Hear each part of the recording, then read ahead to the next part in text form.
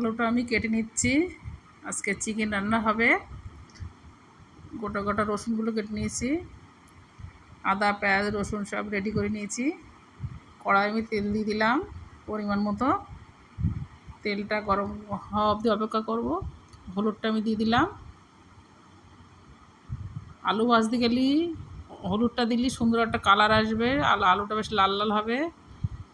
রসুন আর আমি এটা নুন হলুদ দিয়ে ভালো করে ভেজে নেব।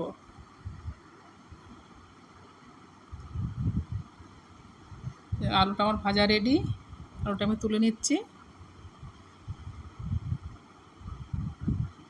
তেজপাতা জিরে ফোড়ন দিচ্ছি। কেটে রাখা পেঁয়াজগুলো আমি দিয়ে দেবো। পেঁয়াজগুলো ভালো করে নাড়াচাড়া করে ভেজে নিতে হবে লাল লাল করে। মশলা আদা পেঁয়াজ রসুন লঙ্কা পেস্ট আমি দিয়ে দিলাম। পেস্টটা আমি ভালো করে লাল লাল করে কষে নেব আস্তে আস্তে।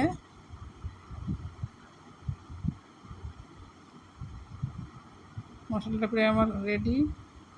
এবার টমেটোটা দিয়ে দেবো। প্রায় মশলাটা আমার রেডি হয়ে যাওয়ার মতো হয়েছে, লাল লাল হয়ে এসছে। এবার টমেটোটা দিয়ে নেবো, নিয়ে ভালো করে কষে নেবো। আবার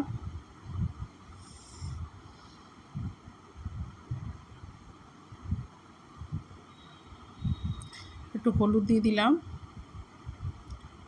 হলুদটা দিলে সুন্দর একটা কালার আসবে কষার সময়। মানে কষা মশলাটা কষা হওয়ার আগে একটু হলুদটা দিয়ে নিতে হবে। এবার চিকেনটা আমি দিয়ে দিচ্ছি। এখানে 1.5 কিলো চিকেন আছে।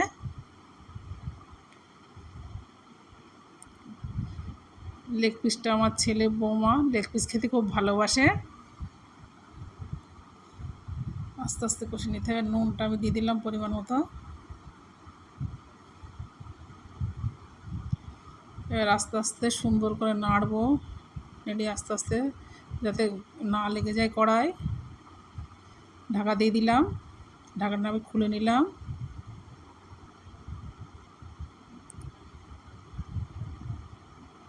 রসুনটা আমি দিয়ে দিয়েছি। মাংসের সঙ্গে সুন্দরভাবে আস্তে আস্তে কষা থেকে গলে আসবে।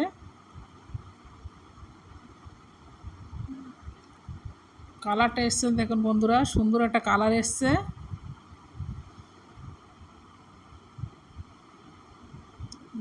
আগে থেকে ভেজে রাখা আলুটা আমি দিয়ে দিলাম।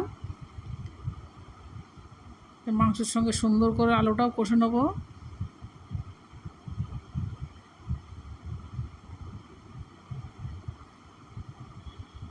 আগে থেকে গরম জল করা ছিল, সেই গরম জলটা আমি দিয়ে দিলাম।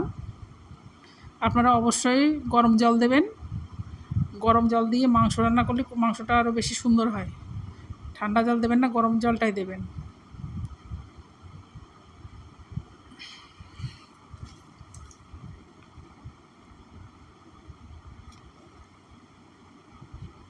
মাংসটা আমি ঢাকা দিয়ে দিলাম।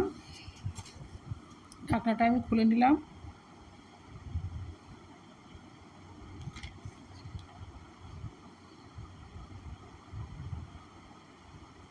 গরম মশলাটা দিয়ে দিলাম।